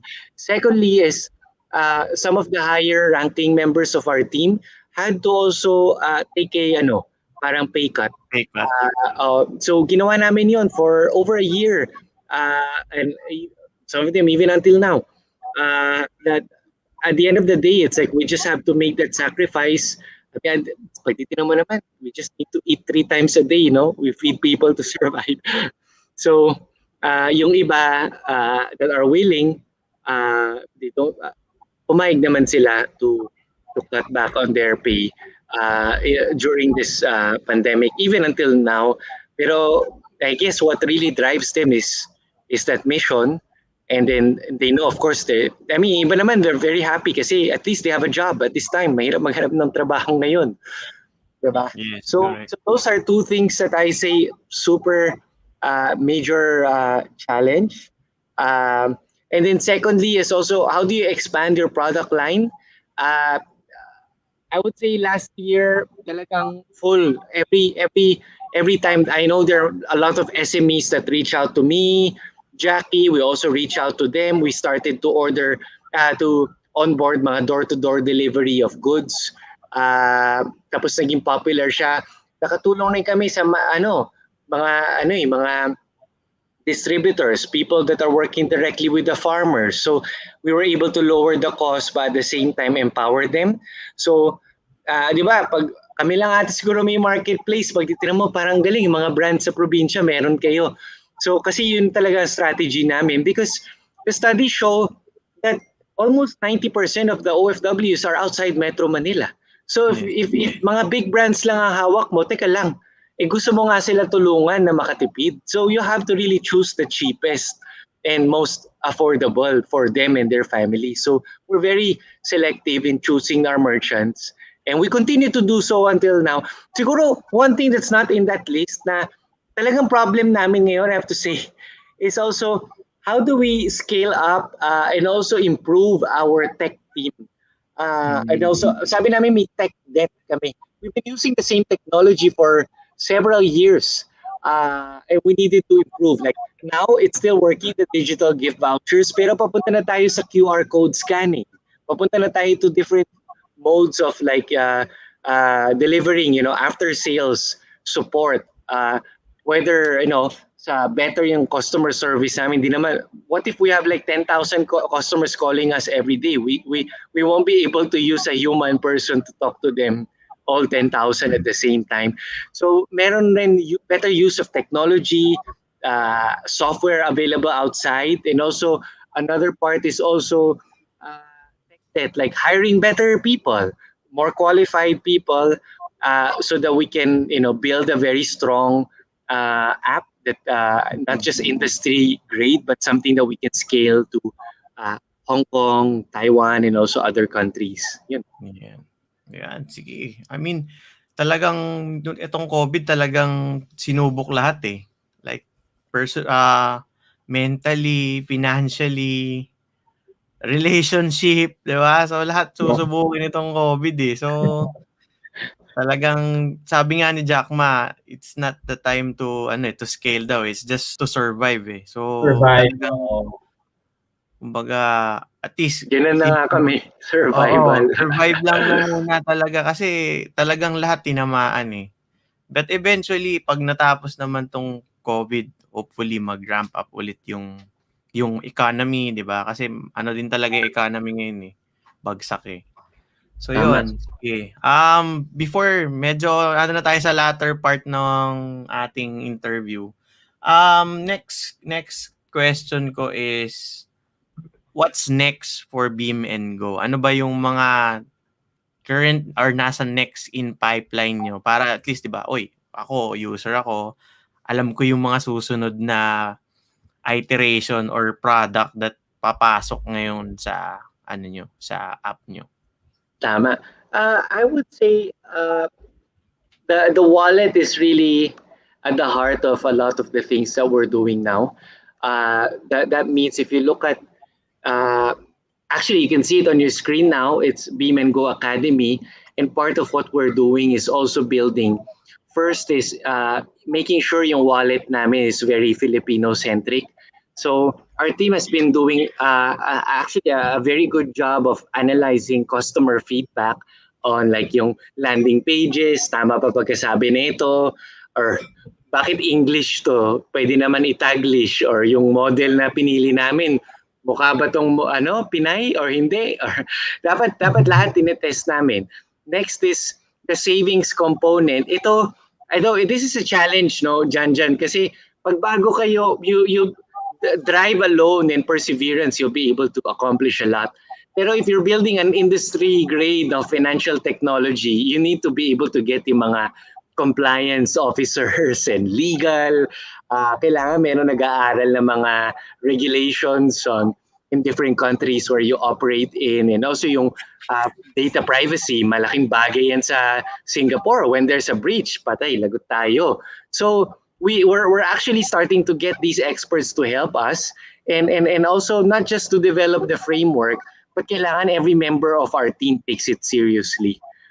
Kasi dati, alam mo, Excel sheet lang kami ng mga information ng tao. Hindi na pwedeng ganun ngayon.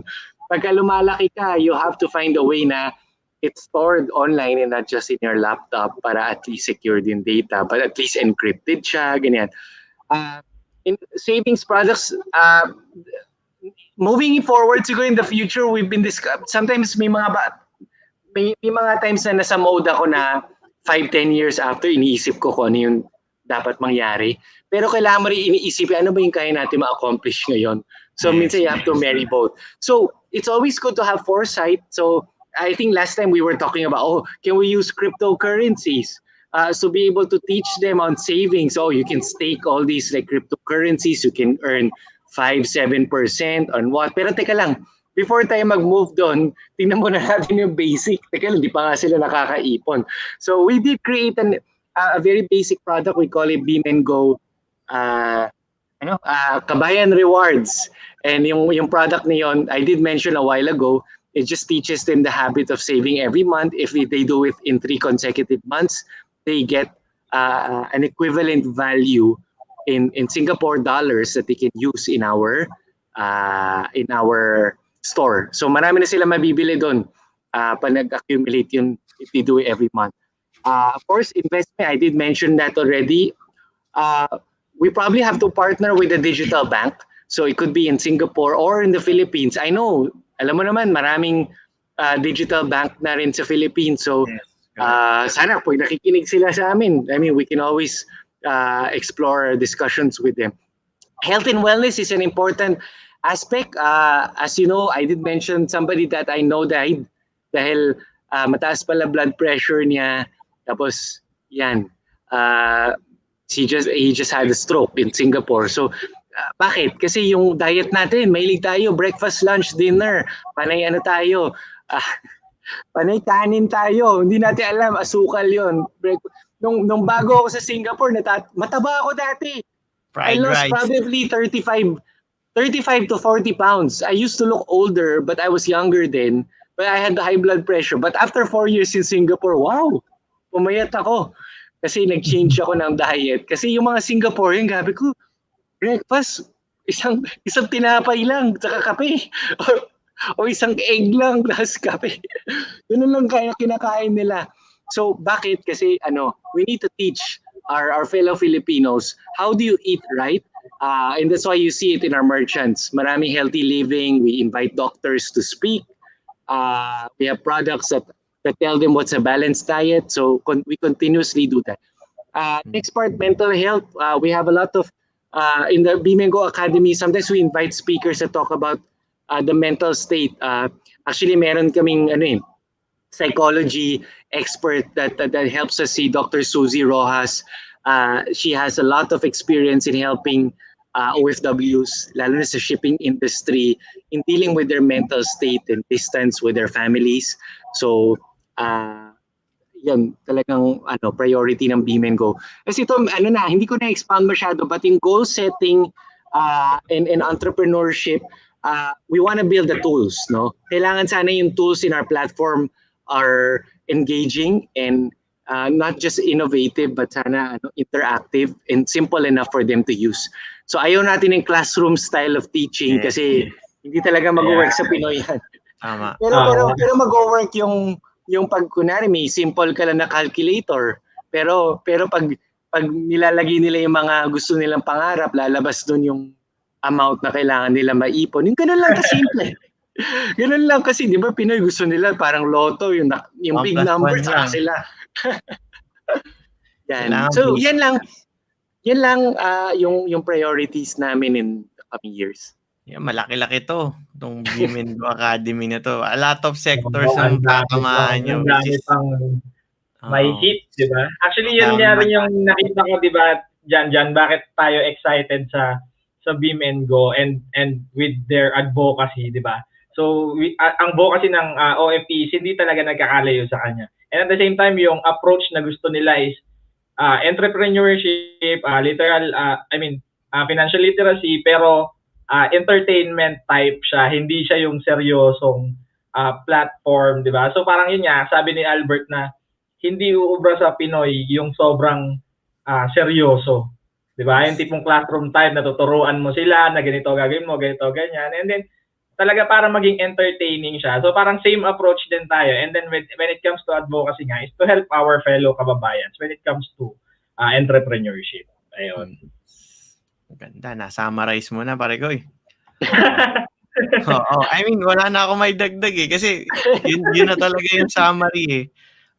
Yun, siguro in the future, if we can collaborate, we could discuss kung paano kami makakatulong din sa platform nyo. I really love your the show, the concept, and also yung actually okay yung tandem ninyong dalawa. At I'm sure makaka-relate yung mga Pinoy sa inyo, pati commercials ninyo nakakatuwa.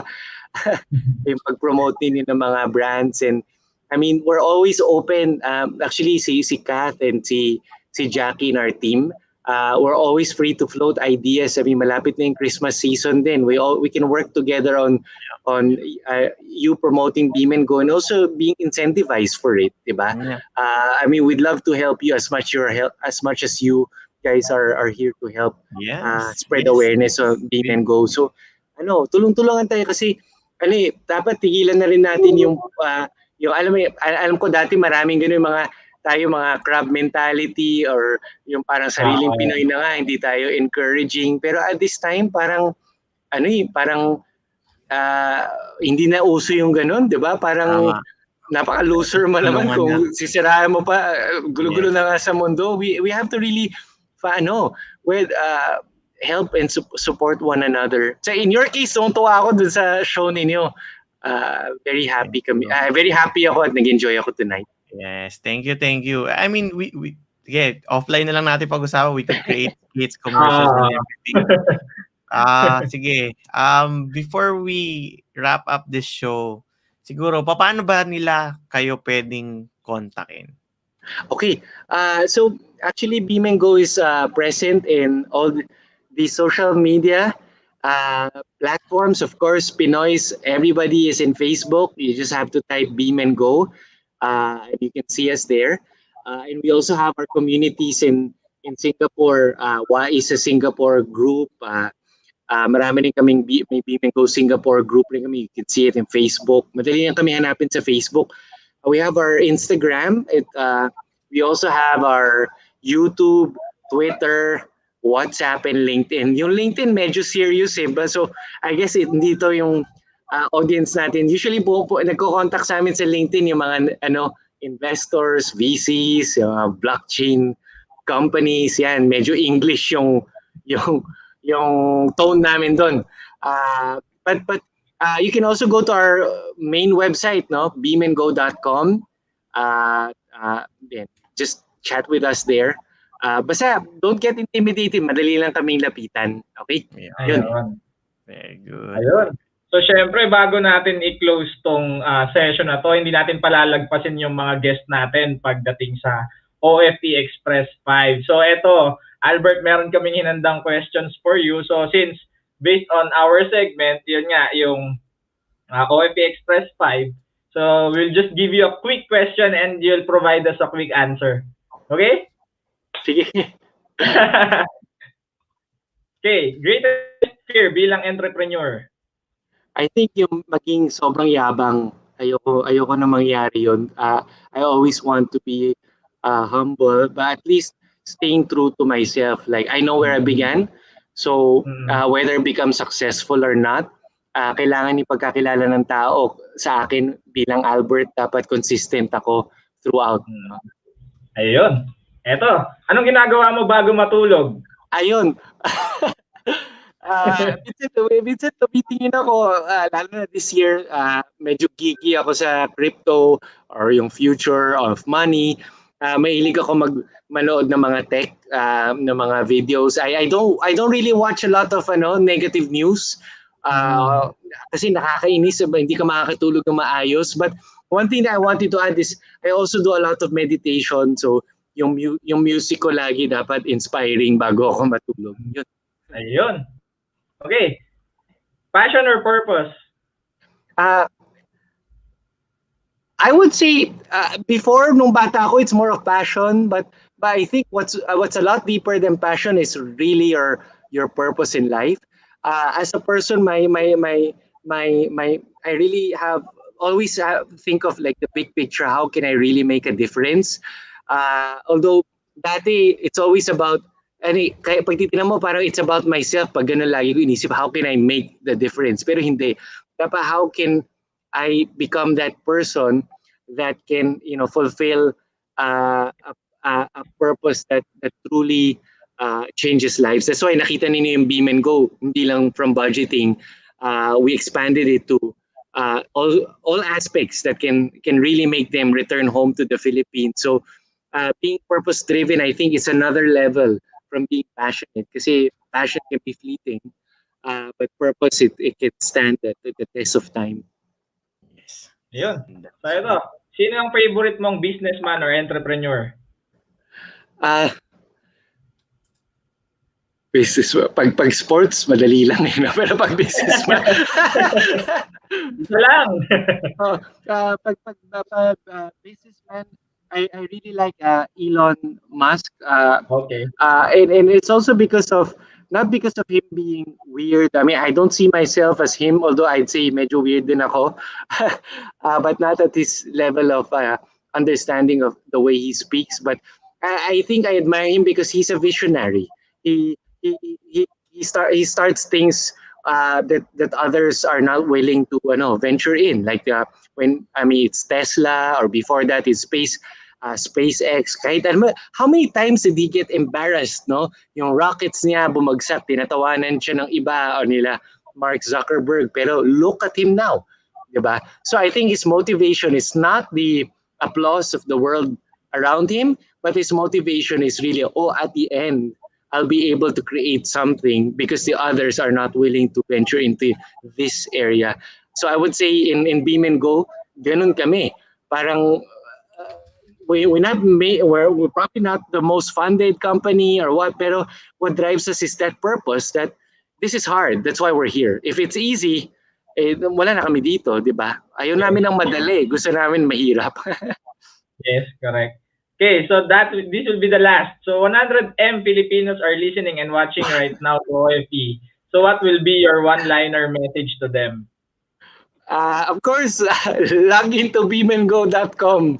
Pagdating mo sa Beam and Go, Beam and Go will be the change that you would like to see in your family as you return home to the Philippines.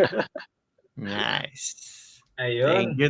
Okay, Ganda na sagot. thank you sa pag-participate sa aming segment dito na pinamagatang OFE Express 5. So ayun, muli magpapasalamat ang OFE sayo, Albert, and sa Beam and Go sa pagpapaunlak bilang maging guest namin for tonight. At sa mga hindi pa nakakanood, nakapag-like and follow sa aming pages. So please like and share and also subscribe bago natin i-close tong ating session for tonight. So again, muli, maraming salamat. At sa mga nanonood, continue to watch us every Thursday night. Meron tayong segment for next episode about agripreneur. We had guests previously about agripreneurship. And again, meron naman tayong bagong agripreneurship na maraming siguradong matututunan ng mga kababayan natin pagdating sa agripreneurship. So muli, ayun, so meron pang humabol pa palang comment. So one of my favorite episode and guest, galing ng concept. Ayan. So ayun, Wow. So ayun, dito na natin tatapusin tong episode na to. So muli, maraming salamat sa mga Stay safe, nanood. guys. Stay safe and thank you ulit, beam and go. Bye! Bye.